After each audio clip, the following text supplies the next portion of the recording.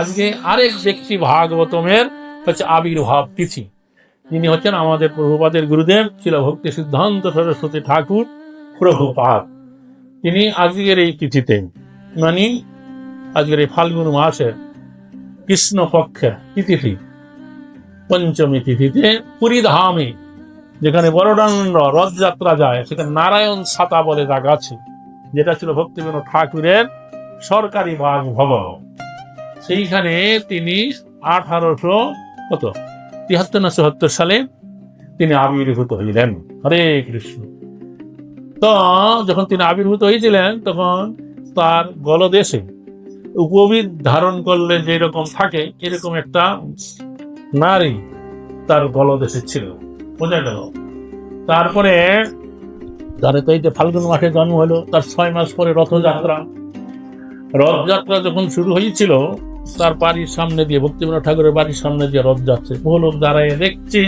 বলদেবের রথ চলে গেল, সুভদ্রার রথ চলে গেল, জগন্নাথের রথ এসে ওখানে দাঁড়িয়ে যান, বুঝতে পারছো? 3 দিন দাঁড়িয়ে থাকো, রথ আর চলছে না। তখন ভক্তিবিনোদ ঠাকুরের পত্নী ভগবতী দেবী তার এই 6 মাসের শিশু পুত্রকে নিয়ে তিনি রথের উপরে উঠলেন।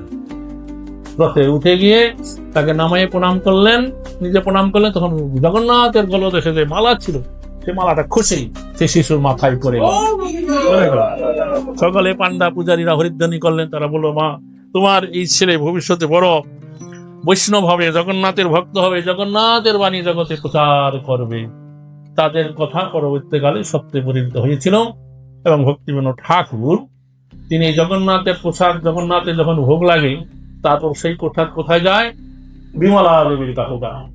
তা সেই বিমলা দেবী ভোগ লাগার পরে সেই প্রসাদ এনে এই শিশুরকে অন্নপ্রাশন করেছিলেন এবং তার নাম রাখলেন বিমলা প্রসাদ, বোঝা গেল। তো যাই হোক, এইভাবে তার পরবর্তীকালে কয়েক মাস পরে ভক্তিবিনোদ ঠাকুর তিনি সেখান থেকে এই রানাঘাটে চলে আসেন। রানাঘাটে আসেন এবং নদিয়া জেলার ম্যাজিস্ট্রেট হন। তো সেইখানেই তিনি বাল্যকালে পড়াশোনা শুরু করেন এবং তিনি এরকম বাল্যকাল থেকে পড়াশোনায় এত পারদর্শী ছিলেন যে 7 বছর বয়সেই তিনি সমস্ত ভগবত গীতা শাস্ত্র কণ্ঠস্থ করে ফেলেন। প্রতিটা শ্লোক 18 অধ্যায় 7 শ্লোক, বোঝা গেল। তারপরে বাল্যকাল থেকে তার যে মহাপুরুষের যে 32টা লক্ষণ থাকে তার পূর্ণরূপে তার মধ্যে দেখা গিয়েছিল। তো এক সময় তার এই 7-8 বছর বয়সে ভক্তিবিনোদ ঠাকুর তিনি কিছু পাকা আম কিনে এনেছিলেন। পাকা আম এই খাবার জন্য, ভগবানের ভোগ দিয়ে খাবেন। তো সেই আম এনে যখন বাড়িতে রেখেছিলেন, তখন ওই যে বালক বিমলা প্রসাদ সেখান থেকে একটা পাকা আম নিয়ে খেয়ে ফেলেছিলেন। এটা যখন ভক্তিবিনোদ ঠাকুর জানতে পারেন, তিনি খুব দুঃখিত হন যে আমি বাজার থেকে এনেছি আম, এখনো ভগবানকে নিবেদন করা হয় নাই, আর তুমি সেই আমটা খেয়ে ফেললে, এটা কি করলো? তো এইটা এই যে 7 বছরের শিশু বিমলা প্রসাদের মনে এত এত রেখাপাত করেছিল যে ভগবানকে ভোগ দেওয়ার আগে আমি খেয়ে ফেলেছি, আমি বড় অপরাধী।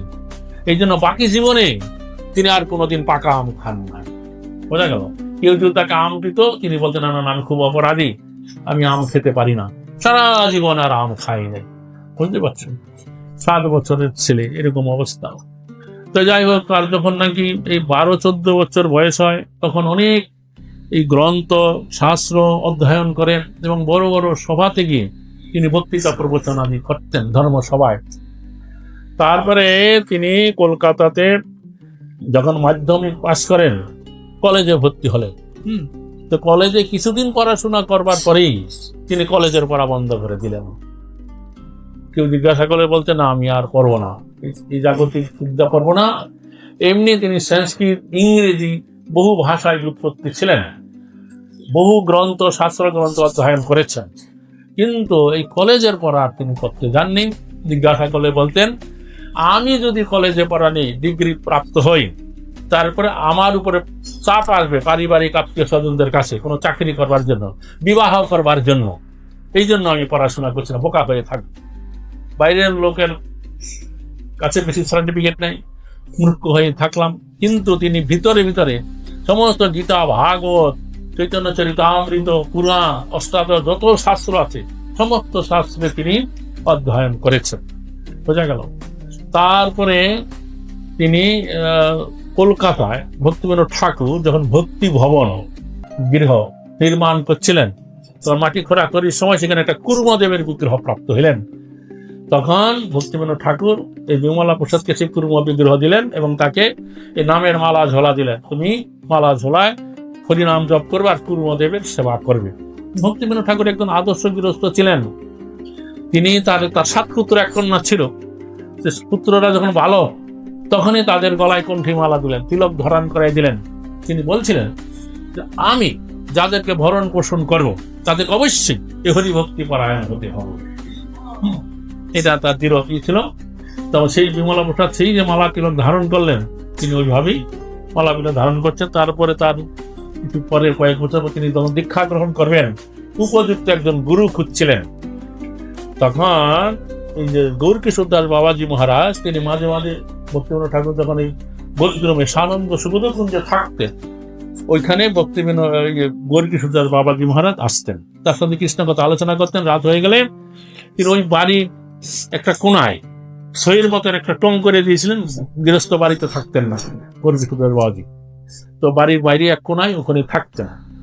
তখন ভক্তিবিনোদ ঠাকুর বললেন যে দেখো, তুমি গুরুকরণ করতে চাও তো এই মহাপুরুষকে তুমি দেখতে পাও না। গৌরকিশোর দাস বাবাজি মাতার কথা বললেন। তখন এই বিমলা প্রসাদ তার কাছে গেলেন, গিয়ে বললেন যে আমি কৃষ্ণ মন্ত্রে দীক্ষিত হতে চাই আপনার কাছে, আপনি আমাকে কৃষ্ণ মন্ত্রে দীক্ষিত করুন। তখন বাবাজি মহারাজ বললেন ঠিক আছে, তুমি আমার কাছে দীক্ষা নিতে চাও, আমি গৌর নিতাইকে জিজ্ঞাসা করি, তিনি যদি সম্মতি দেন তাইলে আমি দেব। তার কয়েকদিন পরে তিনি আবার গেলেন। তখন গৌরকিশোর দাস বাবাজি মহারাজ বললেন আমি গৌর নিতাইকে জিজ্ঞাসা করতে ভুলে গেছি। তারপরে আবার গেলেন, তারপরে তুমি তো একজন বিশাল শিক্ষিত পণ্ডিত, অনেক শাস্ত্র জ্ঞান, আমার কোনো শাস্ত্র জ্ঞান নাই, আমি কি করে তোমাকে দীক্ষা দেবো? তখন বলছে দেখুন, আপনি যদি আমাকে দীক্ষা না দেন, তখন দক্ষিণ ভারতীয় একজন রামানুজ সম্প্রদায়ের সন্ন্যাসী, উনি তার গুরুদেবের কাছে গিয়ে বারবার প্রত্যাখ্যান করে তার কাছে কৃপা পেয়েছিলেন। তার কথা বললেন আমি সেই রকম আপনার কাছে আমি দীক্ষা নেবো, আপনি আমাকে দীক্ষা দিতে হবে। তখন গৌরকিশোর দাস বাবাজি মহারাজ বললেন ঠিক আছে, তুমি স্নান করে আসো। স্নান করে এলেন, তাকে তখন দীক্ষা মন্ত্র দিলেন। দীক্ষা মন্ত্র দেওয়ার পরে তার নাম হইল কি দ্বৈত দাস। যাই হোক, এইভাবে পরবর্তীকালে ভক্তিবিনোদ ঠাকুর মহাপ্রভু এই যে জন্মস্থান চৈতন্য মঠ এগুলো আবিষ্কার করেন এবং এইখানে বিগ্রহ এবং স্থাপনা করেন। এবং বিমলা প্রসাদ তখন থেকে যে ভক্তি সিদ্ধান্ত সরস্বতী ঠাকুর নামে পরিচিত হন। 1918 সালে তিনি ত্রিদণ্ডী সন্ন্যাস গ্রহণ করেন এবং এই গৈরিক বস্ত্র ধারণ করেন। আর তখন থেকে তিনি সারা ভারতে শ্রীমন মহাপ্রভুর বাণী প্রচার করতে থাকেন এবং এই ব্রহ্মচারী সন্ন্যাসী গঠন করে দেশে দেশে, ভারতবর্ষের বিভিন্ন প্রদেশে প্রদেশে তিনি তাদেরকে প্রচার করতে পাঠাইতে থাকেন। এইভাবে তিনি সারা ভারতবর্ষ এবং তার বাইরে লন্ডনে তিনি 64টি গৌড়ীয় মঠ স্থাপন করেছেন। এইরকম অতিমত্ত তার চরিত কথা।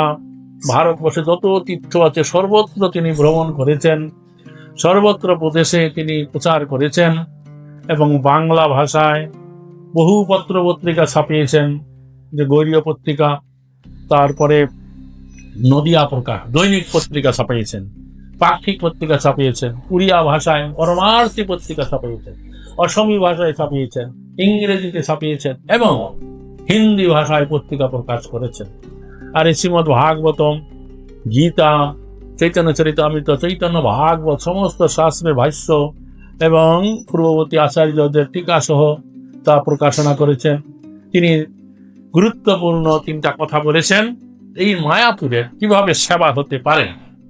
তিনি বলছেন এই ভক্তি গ্রন্থ মুদ্রা যন্ত্র স্থাপনা করে ভক্তি গ্রন্থ প্রকাশনা করা, দ্বিতীয় হচ্ছে ভক্তি গ্রন্থ বিতরণ করা, তৃতীয় হচ্ছে নাম হট্ট প্রচার করার মাধ্যমে এই সিধা মায়াপুরের সেবা হয়। হরে কৃষ্ণ।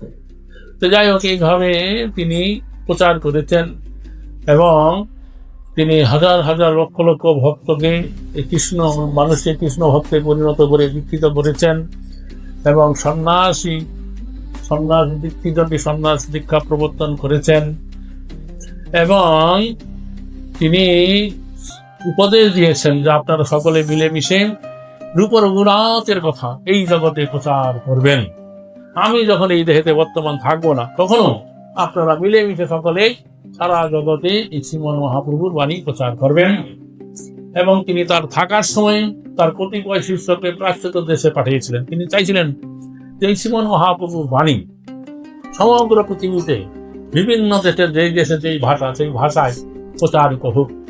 তার কোনো ভক্তকে তিনি যখন লন্ডনে পাঠান, তিনি বলছেন লন্ডনে দরকার হলে হোস্টেল খুলবে, দরকার হলে সেখানে মাছ মাংস খাইও, লোকে হরিনাম করা। বুঝতে পারছেন এরকম ব্যাপার। তা আমাদের প্রভুপাদের সঙ্গে তার যখন 1922 সালে দেখা হয়েছিল কলকাতা উল্টাডাঙ্গায় গড়িয়া মঠে, তখন আমাদের প্রভুপাদ তিনি কলেজের ছাত্র ছিলেন। প্রথম সাক্ষাৎকারে তিনি তাকে বলেছিলেন যে তোমরা শিক্ষিত যুবক, তোমাদের উচিত এই শ্রীমন মহাপ্রভুর বাণী সমগ্র পৃথিবীতে প্রচার করা। তোমরা যদি তা করবে তাহলে তোমাদের এই মানব জীবন সার্থক হবে এবং ধন্য হবে। তা আমাদের প্রভুপাদ যখন তার নাম ছিল অভয়চরণ দে, তখন ভারতবর্ষ পরাধীন ছিল, ব্রিটিশ অধীন। তখন ভারতবর্ষে মহাত্মা গান্ধীর নেতৃত্বে সকলে তখন ভারতবর্ষ কি করে স্বাধীন করা যায় সেই আন্দোলনের দ্বারা উনিও প্রভাবিত ছিলেন। তখন আমাদের প্রভুপাদ বলেছিলেন যে আমাদের দেশ এখন পরাধীন, আমাদের কথা কে শুনবে? আগে আমাদের কর্তব্য হচ্ছে কি যে আমাদের দেশকে স্বাধীন করা, তারপর মহাপ্রভুর বাণী প্রচার করা। তখন সেই ভক্তি সিদ্ধান্ত প্রভুপাদ বললেন যে দেখো, শ্রীমন মহাপ্রভুর বাণী এই জগতে প্রচার করা এতটাই জরুরি যে আমাদের দেশ স্বাধীন কি পরাধীন তার উপরে নির্ভর করে না। দেখো আমাদের দেশ আগে সেই কিনা মুঘল পাঠান তারা শাসন করেছে, বর্তমান ইংরেজরা করেছে, মুঘল পাঠানরা চলে গেছে, এই ইংরেজরা একদিন চলে যাবে। কিন্তু মহাপ্রভুর বাণী জগতে প্রচার করা এত জরুরি, দেশকে শাসন করলো স্বাধীন কি পরাধীন তার উপরে নির্ভর করে না। এই কথা দৃঢ়তার সাথে বললেন। তখন প্রভুপাদ যখন ওখান থেকে ফিরে আসছিলেন, তখন প্রভুপাদের আরেকজন বন্ধু ছিল নরেন্দ্র, তার নাম। সে তখন বলে, আরে অভয় তুমি কি বুঝলে? তখন প্রভুপাদ বলেছিলেন যে শ্রীমন মহাপ্রভুর বাণী জগতে প্রচার করার দায়িত্ব এমন একজন লোক গ্রহণ করেছে, আমার মনে হয় সারা জগতে তিনি মহাপ্রভু বাণী প্রচার করে ছাড়বে।